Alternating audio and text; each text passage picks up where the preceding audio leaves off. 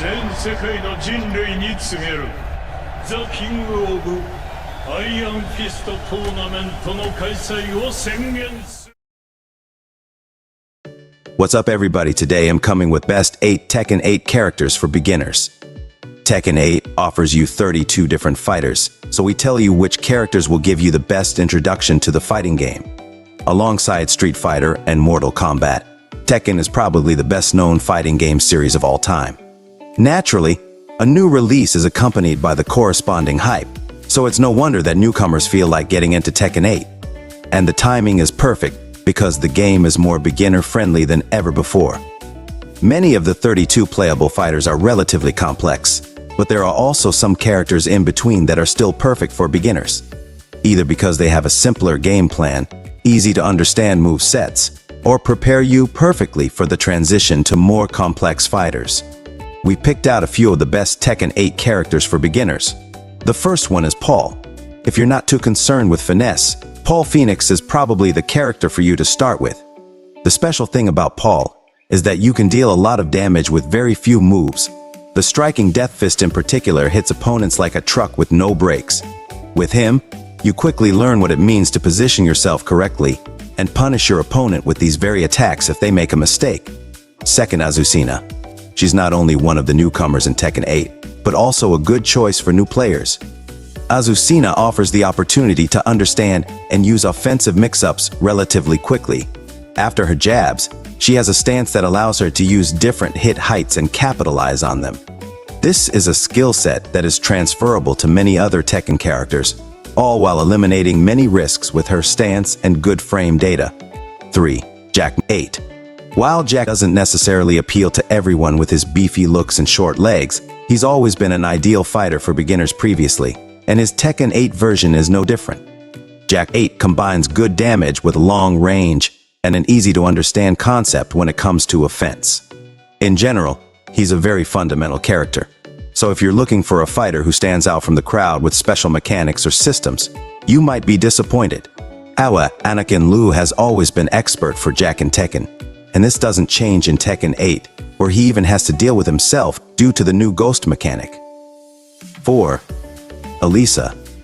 We have the next cyborg right here. In contrast to Jack-8, however, many players like Alisa's design. Just like Jack, she's a character with good range and the ability to keep her opponent at a distance with effective moves. Alisa also has a few attacks that can easily get her into close combat and give her an advantage. Her weapon stance is more of a bonus at the beginning. As a beginner, you don't necessarily have to deal with her chainsaws. However, they also offer a nice new skill ceiling once you have familiarized yourself with Alisa's basics. In Tekken, Janelle Cuddlecore Carter also played Alisa. In Part 8, however, she relies more on Ling Xiaoyu. 5. Leo. One thing you can learn with Leo as your first fighter is to use mix-ups from a stance. Leo has two different ones, which are usually performed as a follow-up to a string or another move. From here, you can then use effective lows and mids to keep your opponents guessing. Similar to Azucena, Leo is therefore ideal at understanding this principle and converting it to other characters later on. 6. Jin. Characters from the Mishima category are usually among the more complex ones, and this isn't necessarily different here. But compared to previous versions, Jin in Tekken is more accessible than ever before. This was probably a deliberate move, as players are forced to engage with him in story mode. And this is also a factor that makes him a good choice for beginners. After playing through the story, you'll be right in the know regarding his most important move. From here, you can then think about transferring the knowledge you've gained about Mishima to Kazuya or Reina. However, it's important to keep in mind that Jin is still more challenging than many of the other fighters on this list. Asuka. Not every player wants to go on the offensive all the time. Asuka is a fighter who is a particularly good choice for those who like to play defensively. She has numerous moves with good range, a parry stance, and lots of panic buttons that lead to a combo when hit. And similar to Paul, Asuka can help you get a very good understanding of positioning. Her Demon Slayer is one of the best whiff punishers in the game and makes it easy to understand this concept. The last one is Feng. Another character that is well suited for more defensive players is Feng. With his auto parry stance and good movement options, He's excellent at evading enemy attacks.